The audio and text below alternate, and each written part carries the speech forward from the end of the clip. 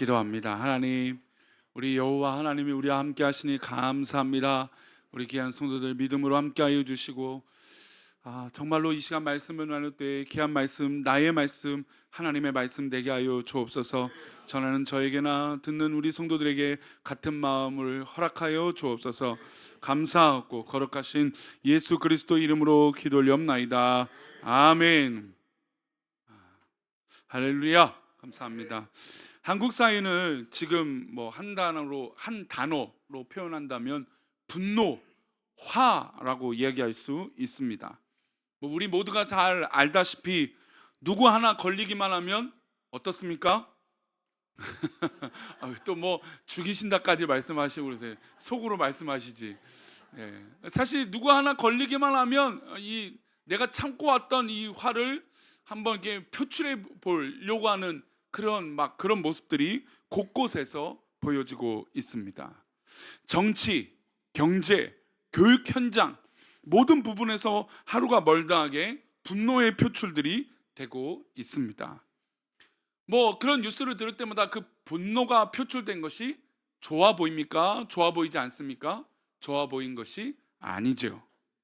분노에 관한 뉴스들이 하루 이틀 이야기가 아닙니다. 끔찍하게 흉기를 들고 자신의 분노를 주체하지 못하고 흉기를 난동을 부리거나, 또 여러 가지 차량을 위해서 보복 운전을 한다거나, 이런 끔찍한, 우리가 잘 알다시피 보복 운전은 그냥 단순하게 화를 냈다라는 게 아니라 굉장히 무거운 처벌을 받을 수 있다라는 겁니다. 그러니까 무거운 처벌이 있음에도 불구하고, 알고 있음에도 불구하고 자신의 화를 다스리지 못하는 사회가 되고 있다라는 겁니다. 여러 원인들이 있겠지만 무엇보다 가장 큰 것은 평소에 스트레스를 많이 받기 때문이죠.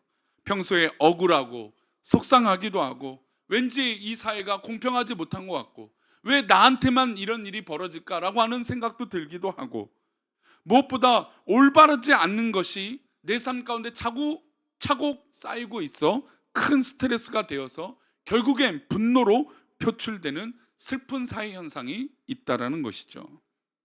끔찍한 것은 이 분노를 조절하지 못해서 분노 조절 장애라는 것도, 이런 말도 생기기도 했습니다. 사실 우리가 어렸을 때 이런 단어들, 물론 심리학 용어들이 많이 발달했기 때문에 여러 가지 단어들이 나오겠지만, 분노 조절 장애 이런 말은 우리가 익숙하지 않았던 표현들이에요. 물론 예전에 우리 어른들이 술을 먹고 과음해서 술이 취해서 이렇게 폭력을 행하거나 그런 것들은 사회적 이슈가 됐지만, 이렇게 자신의 분노를 다스리지 못해서 이렇게 사고를 치거나 화를 표현하는 것들은 극히 이렇게 많이 보여지지 않았던 것이죠. 이 분노를 참지 못해서 끔찍한 흉기를 들거나 아니면 사람들을 괴롭게 하거나 화를 쉽게 내는 경우들이 많다라는 겁니다. 이것을 다시 들여다보면 사람들이 평소에는 아무렇지는 않아 보입니다. 그러니까 그렇게 화를 내는 사람, 그렇게 분노를 표출하는 그 사람들을 보면 평소에는 문제가 있어 보입니까? 안 보입니까? 그렇게 없어 보여요. 그냥 평범한 일상을 살아가는 것처럼 보입니다. 그런데 어느 순간에 뭔가 이렇게 딱 들어맞으면 자신의 분노를 주체하지 못하고 그 분노를 다 쏟아내는, 그래서 저 사람 평소에는 우리 동네에서 별 문제 없었는데요, 그런 사람들이 뉴스에 나오는 것들을 보게 됩니다. 지적인 사회, 즉 많은 것을 배운 사회가 됨으로써 내가 이런 것을 하면 나쁘다, 이런 것을 하면 옳지 않다, 이렇게 감정 표현하면 안 된다라는 것을 배웠습니다.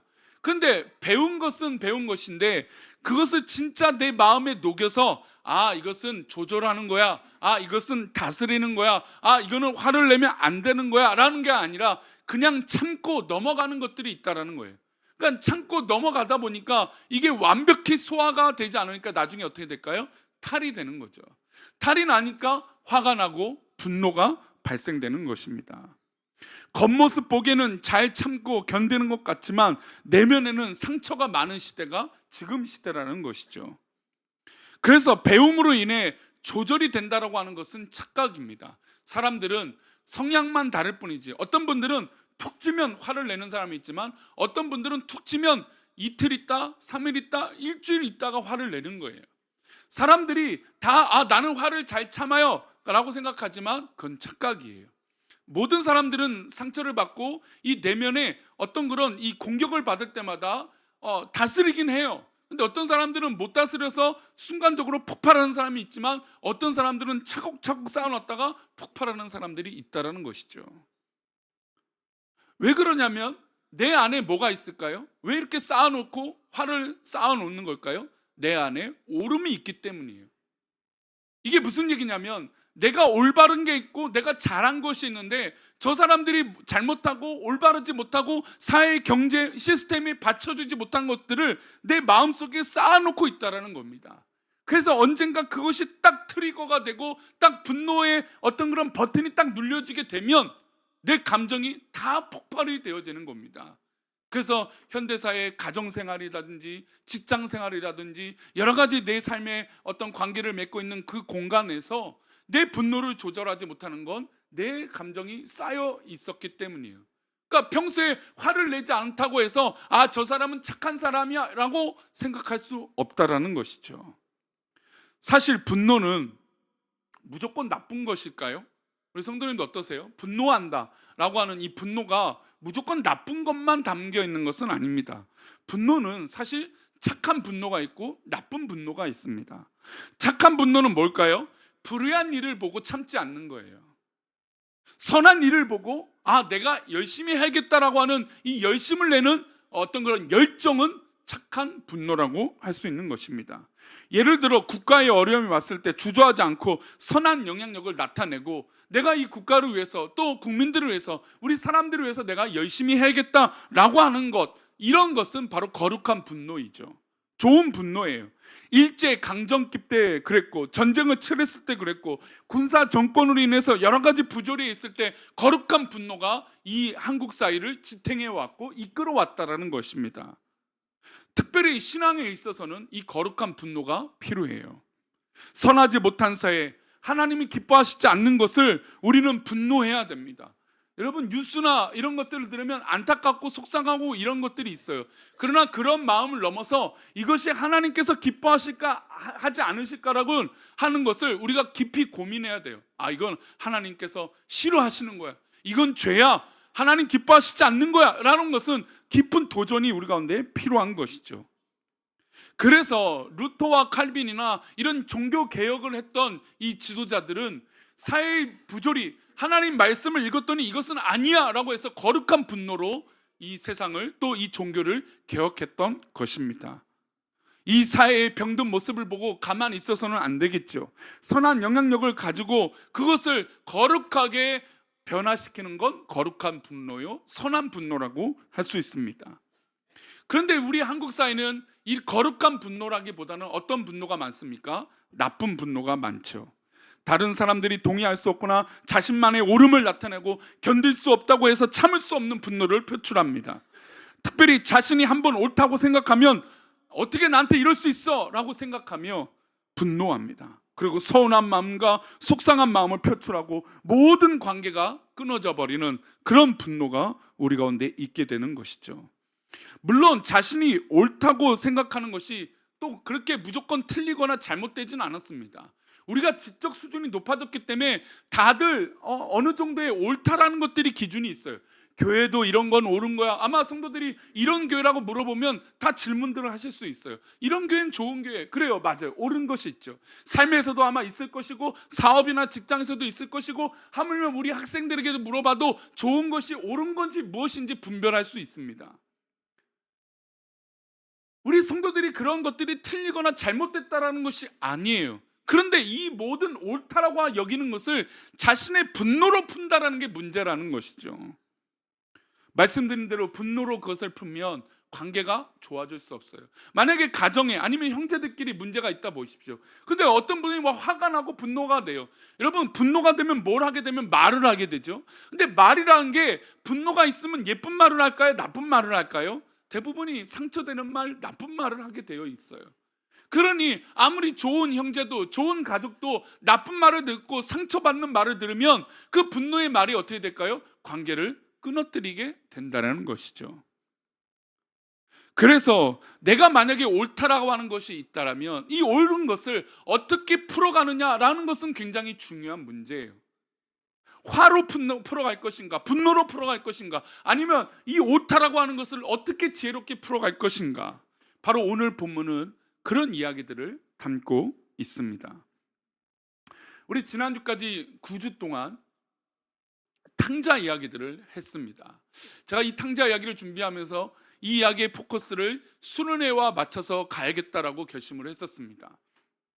그런데 가만 보니까 수련회 때 오히려 필요한 건 이 첫째 형 이야기를 하는 것도 도움이 되겠다라고 하는 도전을 받게 됐어요. 왜냐하면 둘째, 즉 재산을 물려받아서 나간 이 둘째가 있었다면 둘째 위에 누가 있었을까요? 형이 있었겠죠.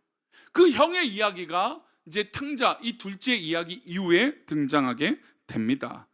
이 첫째 형이 이제 집으로 돌아오는 장면이에요. 우리 25절은 이렇게 시작합니다. 함께 읽겠습니다. 맏 아들은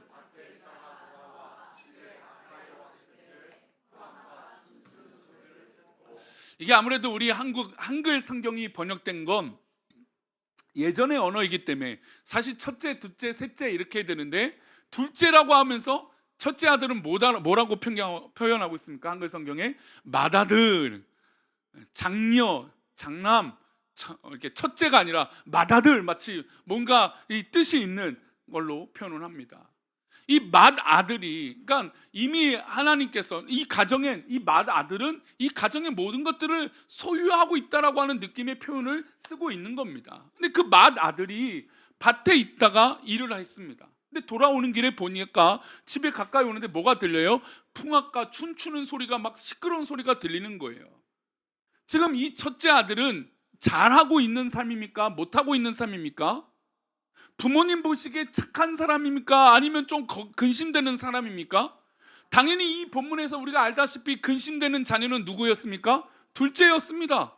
근데 이 첫째는 늘 누구의 말을 잘 듣고 있는 것처럼 느껴집니까? 부모의 말을 잘 듣고 있는 것처럼 느껴져요. 둘째처럼 사고치고 이렇게 돌아온 아들이 아니고 이 첫째 아들은 부모님의 가업을 이어서 열심히 일을 하고 있는 아들이에요. 얼마나 기특합니까? 역시 그 기특한 삶을 잘 살고 있는 이 아들이 자기의 옳은 대로 이것이 우리 아버지에게 기쁨이 되고 나에게도 기쁨이 되니까 이 일들을 열심히 하고 있었습니다. 게다가 맏아들이기 때문에 우리 가정의, 우리 가문의 일들을 한다는 건 굉장히 뜻깊은 일이겠죠. 그 일을 잘 감당하고 돌아왔습니다. 그런데 평소와는 다른 소리가 들리는 것이죠. 왜냐하면 둘째가 집을 나간 이후에 자신은 열심히 집안일을 돌보았지만 아버지는 매 순간마다 이 둘째 아들을 기다리고 있었거든요. 한 번도 집에 가까이 올 때 풍악 소리가 들리지 않았습니다. 왜냐하면 아버지는 늘 둘째를 기다렸기 때문이죠. 그러니 자기가 살고 있었던 이 집안에서 다른 동네 사람들보다 풍악이 울리거나 집안엔 잔치가 열리거나 그런 일들이 없었다라는 겁니다. 그러니까 생소한 소리가 이 집안에서 들렸던 것이죠. 매일 둘째 아들을 기다렸던 아버지가 우리 집에서 잔치가 벌어졌다는 건 상상도 못할 일이었습니다. 그런데 그런 아버지가 계시던 그 집에서 풍악 소리가 들리는 일입니다. 춤추는 일은 더더욱 없었겠죠. 이 춤추는 소리가 들리니 더더욱 궁금증이 생겼습니다. 그래서 묻습니다. 26절입니다. 뭐라고 묻는지 볼까요? 함께 읽겠습니다. 한 종을 불러 이 무슨 일인가 물은데, 종을 부릅니다. 종을 불러서 이 첫째 맏아들이 그 종에게 묻습니다. 그러니까 전혀 이 집에서 일어나지 않는 일이기 때문에 궁금한 거예요. 게다가 자신은 집에서 매일같이 살았기 때문에 집안에 일어나는 일들은 대부분 알고 있었던 일이에요. 그런데 그 첫째 아들이 모를 정도로 이 집안에 뭔가 일이 생긴 겁니다. 자, 이런 일을 본다면 사실은 풍악 소리가 울리고 춤추는 소리가 나네, 기쁜 소리가 있네, 그러면 첫째 아들로서 생각할 수 있는 것이 있어요. 뭘까요? 동생이 돌아왔겠구나, 그런 생각을 할 수도 있겠습니다. 그러나 첫째 아들은 둘째가 돌아올 기대를 했을까요? 안 했을까요? 안 했다는 걸 느낄 수 있어요. 왜냐하면 아버지가 저렇게 매일같이 근심하고 걱정하고 기다리고 있는데 우리 집에는 평소에 둘째 아들이 나간 이후로 풍악 소리가 한 번 울리지 않았는데 어느 날 갑자기 이 집에서 춤추는 소리와 풍악 소리가 들리는 거예요. 그리고 종을 불러서 물었다는 건 이 집안에 좋은 일이 없다라는 거, 있을 리가 없다라는 것이죠. 즉 이 첫째 아들은 둘째 아들이 돌아올 것을 조금도 기대하지 않았다라는 겁니다. 풍악 소리가 들렸다면 우리 집에 지금 좋은 일 있구나. 그럼 좋은 일이 뭘까? 우리 동생, 우리 사랑하는 둘째가 돌아왔네. 이렇게 해야 되는데 그러지 못한 것이죠.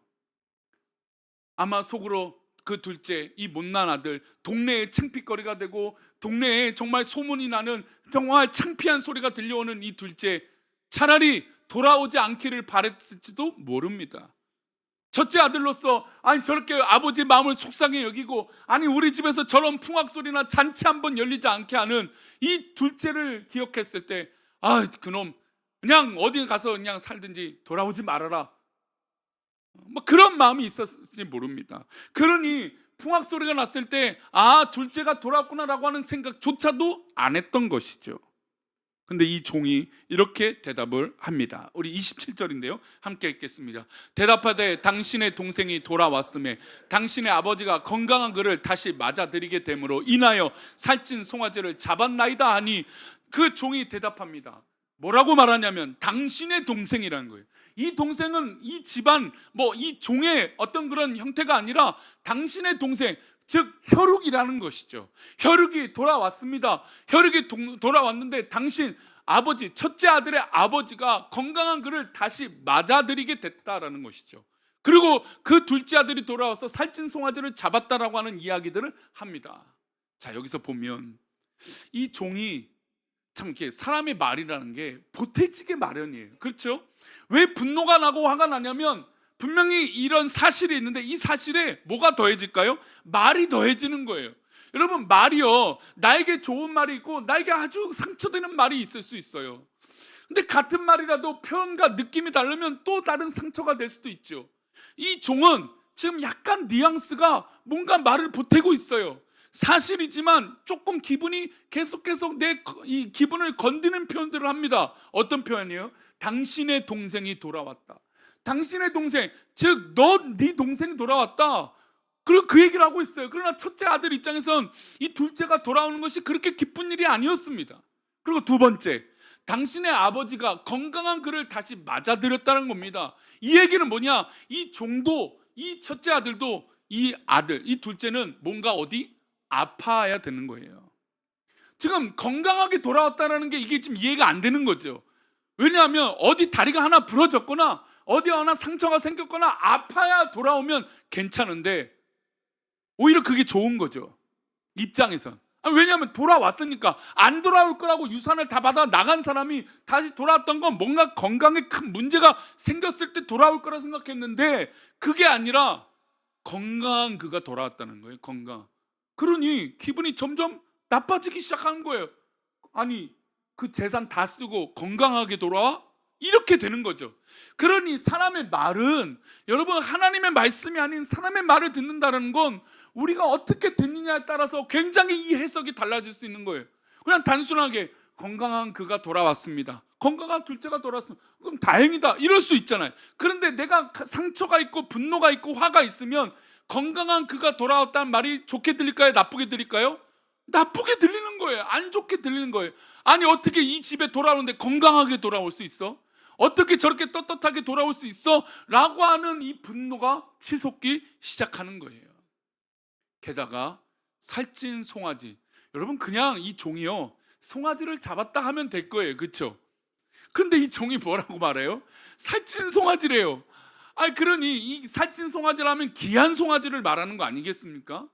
귀한 송아지를 잡았다. 당신을 위해서는, 그러니까 종도 아는 거예요. 첫째 아들을 위해서 잡아주지도 않았던 이 살찐 송아지를, 이 건강하게 돌아온 둘째를 위해서 살찐 송아지를 잡았다. 말이 더해지기 시작합니다. 여러분, 우리가 신앙생활 할 때 참 조심해야 될 건 말을 보태는 것에 있어요.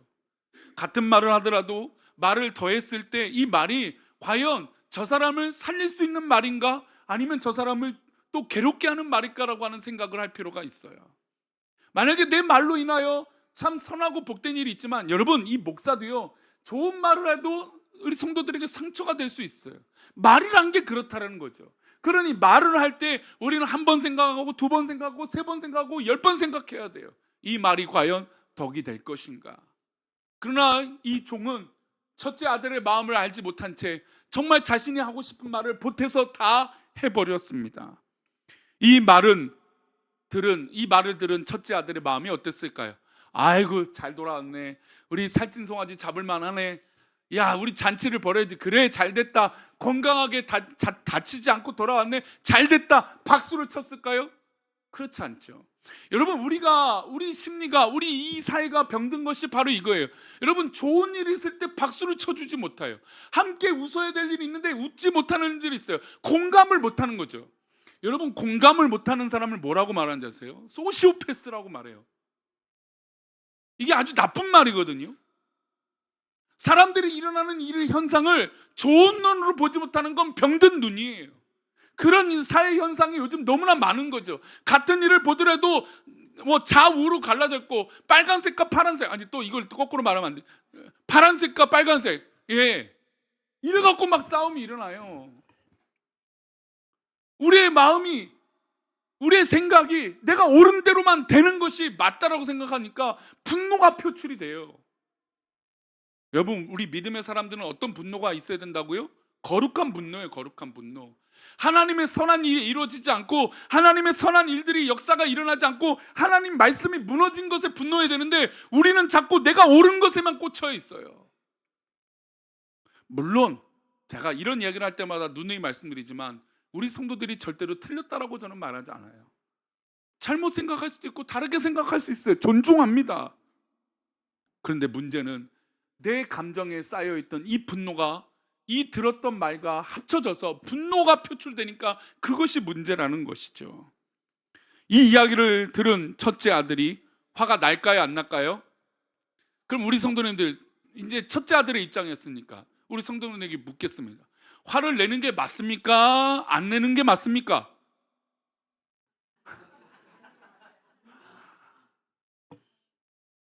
그러면 신앙적으로 생각해 봅시다. 성경적으로 화를 내는 게 맞습니까? 안 내는 게 맞습니까? 성경적으로 하면 안 내는 게 맞는데, 현실적으로 보면 화를 내는 게 맞습니까? 안 내는 게 맞습니까? 현실적으로는 맞죠. 화가 나죠. 왜냐하면 첫째 아들은 지금 뭐하고 돌아오고 있어요? 집안일하고 왔잖아요. 일하고 있잖아요. 여러분, 제일 얄미운 사람은요, 내가 어제 전을 부치고 있는데 전 부치고 옆에서 잔소리하는 사람들이에요. 제가 어제 그걸 깨달았어요. 아, 명절 때 전 부치다가 싸움 나는 게 이거구나. 알았어요. 우리 어제 봉사하신 분들 폄하하는 거 아닙니다. 제가 웃자고 지금 얘기한 거고, 엄나키예요. 근데 보니까 명절 때 보세요, 며느리가 전을 부치고 있어요. 옆에서 말리는 누가 더 미워요? 시누이가 더 미워요. 지는 전도 부치지 않으면서 옆에서 절이겠니, 짜다, 싱겁니, 뭐 이런 얘기를 하고니 속이 터집니까, 안 터집니까? 속이 터져요. 여러분, 일하고 있는데 옆에서 일을 돕지 못할 망정 옆에서 웃고 있거나 딴짓하면 속상해요, 화나요. 여러분, 일하는 사람의 특징은 바로 그거예요. 하지만 그게 우리에게 독이 될 때가 있다라는 거예요. 과연 그 일이 누구를 위해서? 어제 전 부치는 일은 아닙니다. 그 일은 절대 이 설교와 상관없는 일입니다. 그냥 얘기한 것뿐이고, 우리가 봉사할 때, 여러분, 저도 그래요. 제가 열심히 수고하고 있는데 누군가 이 수고를 알아주지 않아요. 이 수고에 동감하는 마음이 없어요. 공감하는 마음이 없어요. 이 열심에 누가 한번 내 수고를 알아주지 않아요. 여러분, 그러면 점점 더 화가 나기 시작해요. 아니, 왜 내가 이 일을 나 혼자 하고 있지?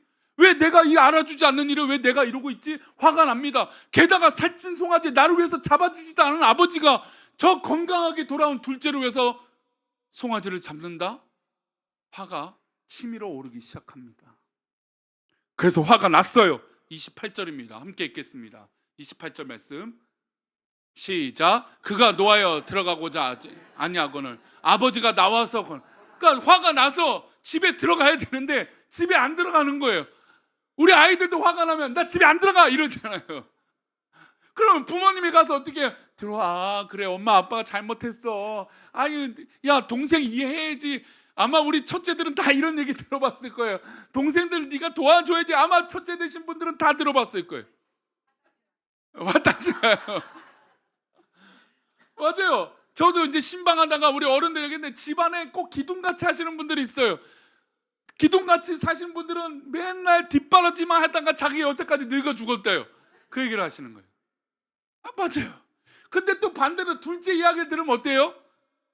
우리 부모님은 첫째만 사랑하고 맏아들 장남 장녀만 사랑한다고 그 불만이 늘 둘째 차남 셋째에게 있죠. 그게 다 자기의 입장이라는 거예요. 입장. 그러니 이 첫째 아들이 화가 났어요. 분노가 생겼어요. 그래서 집에 안 들어가겠다는 거예요. 그러니 그 안 들어오나 이 첫째 아들을 보고 누가 나왔습니까? 아버지가 나왔어요. 아버지가 나와서 권해주는 거예요. 근데 그 아들이 하는 얘기를 오늘까지 이 얘기를 하고 오늘 말씀 마치겠습니다. 29절 말씀입니다. 이 아들이 나한테 권하는, 첫째 아들에게 권하는 아버지에게 이런 말을 합니다. 함께 읽겠습니다. 아버지께 대답하여 이르되 내가 여러 해 아버지를 섬겨 명을 어김이 없거늘 내게는 염소 새끼라도 주어 나와 내 벗으로 즐기게 하신 일이 없나니. 여러분, 오늘 이야기는 사실 이제 다른 부분인데 이 다른 이야기는 다음 주에 또 이어서 하고요. 저는 이 부분에서 정말 이 첫째를 위해서 새끼를 안 잡아줬을까요?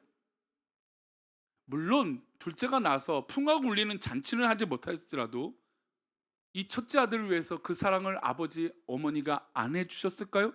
여러분, 부모님들 여기 계시잖아요. 부모님들 정말 그러십니까? 물론 우리 부모님들이 똑같이 사랑한다는 건 불가능한 일인 건 맞아요. 하지만 그렇다고 첫째라고 둘째라고 셋째라고 미워하고 이 아들이, 이 자녀가, 이 딸이 아프면 병원을 안 데려갈 부모가 어디 있겠습니까? 다 사랑하죠. 느끼는 바가 다른 거예요.